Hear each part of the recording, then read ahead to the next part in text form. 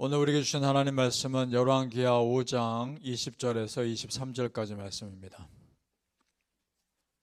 구약성경 열왕기하 5장 20절에서 23절까지 읽겠습니다.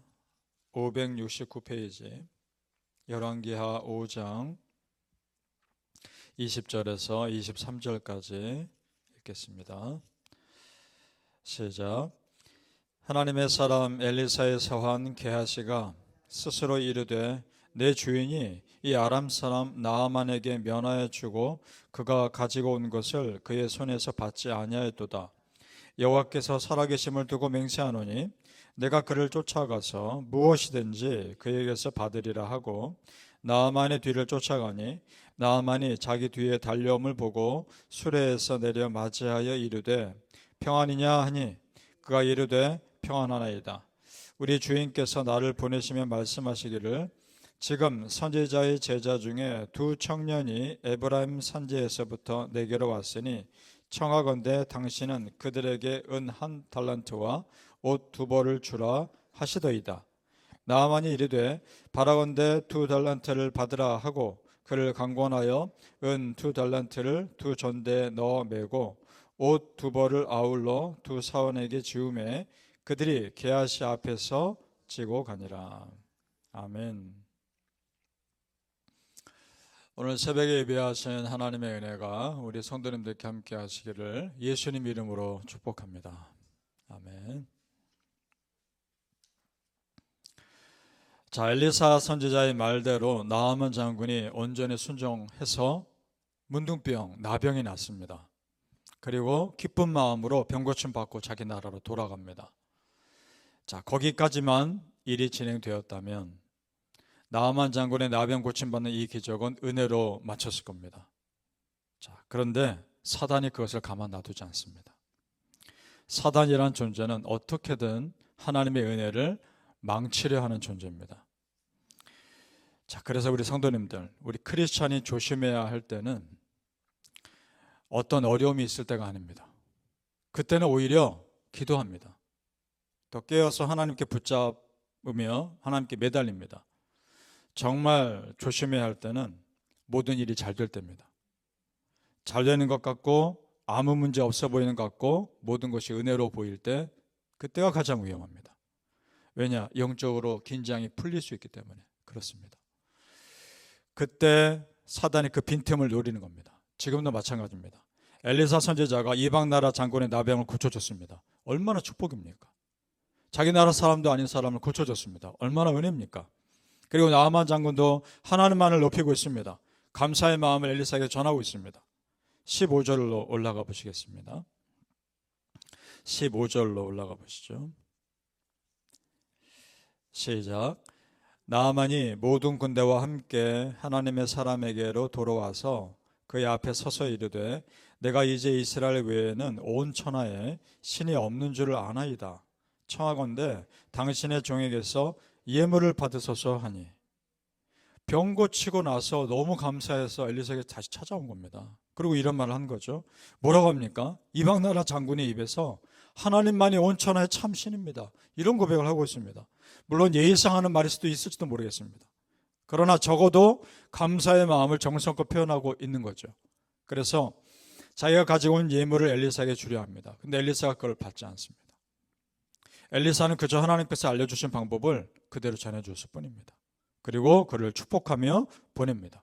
19절로 내려가 보시죠. 19절로 제가 읽겠습니다. 엘리사가 이르되 너는 평안히 가라 하니라. 그가 엘리사를 떠나 조금 가니라. 자, 여기까지만 스토리가 진행되면 하나님의 은혜를 이방인에게 아무런 대가 없이 전해준 아름다운 스토리로 끝났을 겁니다. 자, 그런데 사단이 엘리사의 종 게하시라는 사람의 욕심을 틈타서 아름다운 역사를 방해합니다. 흠집을 냅니다. 그것이 20절부터 시작된 거죠. 20절을 다시 보시겠습니다. 제가 읽습니다. 하나님의 사람 엘리사의 사환 게하시가 스스로 이르되 내 주인이 이 아람 사람 나아만에게 면하여 주고 그가 가지고 온 것을 그의 손에서 받지 아니하였도다. 여호와께서 살아계심을 두고 맹세하노니 내가 그를 쫓아가서 무엇이든지 그에게서 받으리라 하고. 자, 나아만 장군이 병에서 고침받는 이 현장에서 게하시라는 이 종은 한 것이 아무것도 없습니다. 그런데 지금 장군이 가지고 온 예물이 탐났던 겁니다. 그래서 내가 반드시 쫓아가서 무언가 받아내리라 욕심이 든 겁니다. 그래서 곧바로 쫓아가죠. 자, 그러면 참 많은 것을 생각하게 합니다. 이 게하시라는 사람이 그 훌륭한 선지자 엘리사와 함께 있으면서도 아무것도 배운 것이 없는 사람처럼 보인단 말입니다. 어떻게 그럴 수 있을까?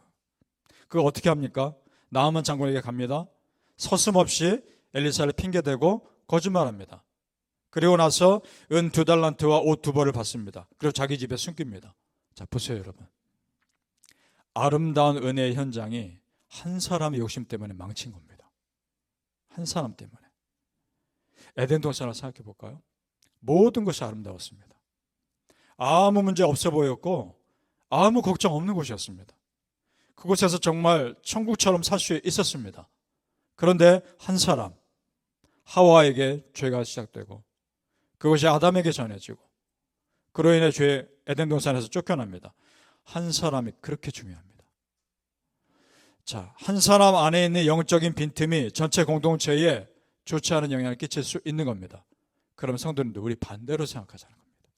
우리 믿는 자들은 한 사람 안에 있는 영적인 깨어있음이 전체 공동체에 선한 영향을 끼칠 수도 있는 겁니다.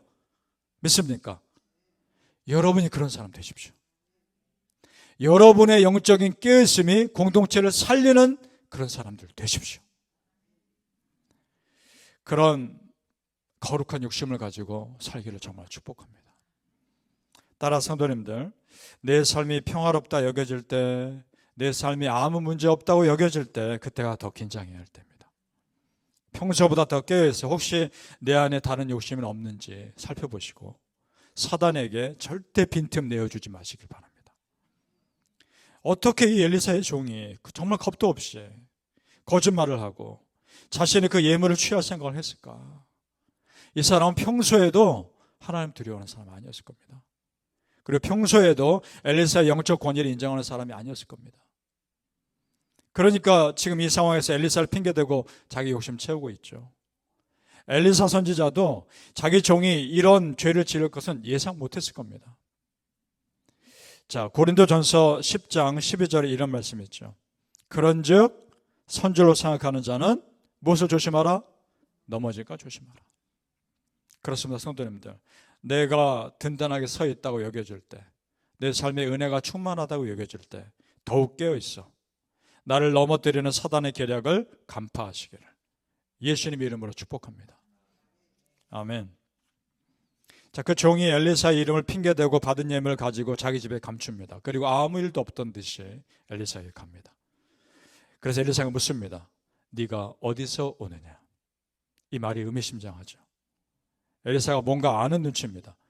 그 종이 그런 죄를 지을까 예상은 못했지만 그 뒤에 뭔가 안 겁니다. 눈치챈 거죠. 25절을 우리 같이 읽어보겠습니다. 열왕기하 5장 25절. 엘리사의 그 질문에 또 거짓말을 합니다. 아무렇지도 않게. 25절 말씀 시작. 들어가 그 주인 앞에 서니 엘리사가 이르되 게하시야 네가 어디서 오느냐 하니 대답하되 당신의 종이 아무데도 가지 아니하였나이다 하니라. 거짓말이죠. 거짓말은 또 다른 거짓말을 부릅니다. 이런 경우가 성경에서 자주 표현되는 말 중에 양심에 화인 맞은 상태라는 표현이 있는데 지금 이 엘리사의 종이 딱 그 상태입니다. 그러자 엘리사가 뭐라 말합니까? 26절 중간 부분부터 우리 다 읽지는 않지만 이런 내용들이 있죠. 지금이 어떤 때인데 어찌 은을 받으며 옷을 받으며 쭉 읽어나가며 이러이러한 것들을 받을 때냐 이렇게 묻습니다. 지금이 어떤 때인데?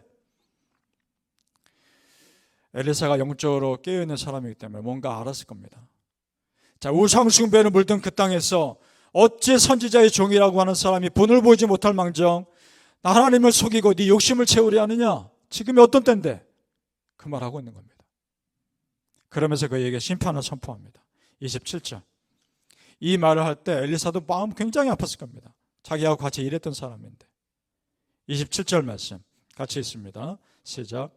그러므로 나아만의 나병이 내게 들어 내 자손에게 미쳐 영원토록 이르리라 하니 게하시가 그 앞에서 물러나오매 나병이 발하여 눈같이 되었더라.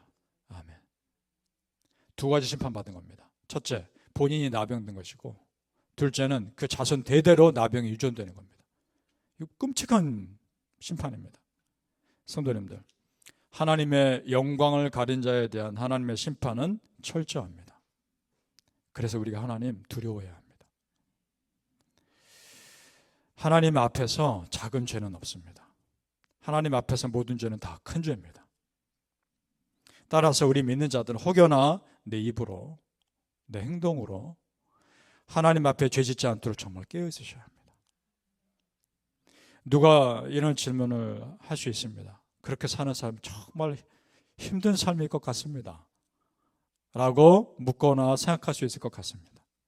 그러나 성도님들, 맞습니다. 이런 삶 힘듭니다. 쉽지 않습니다. 항상 긴장해야 되니까. 하지만 내가 하나님 믿는 자로 사는 한 평생 지고 가야 할 십자가입니다. 그렇게 살아야 합니다. 그런데 그런 삶이 그래도 나를 죄로부터 지켜줄 수 있기 때문에 그렇게 사는 겁니다.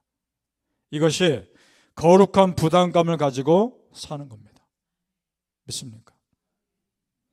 바라기는 우리 성도님들, 하나님의 은혜를 망치려는 사단의 방해가 항상 내 삶에 도사리고 있다는 것을 아시고, 오늘도 깨어 있으시고 은혜 받은 다음의 삶이 중요하다는 것을 정말 아시고 믿음 잘 지켜가시기를 예수님의 이름으로 축복합니다.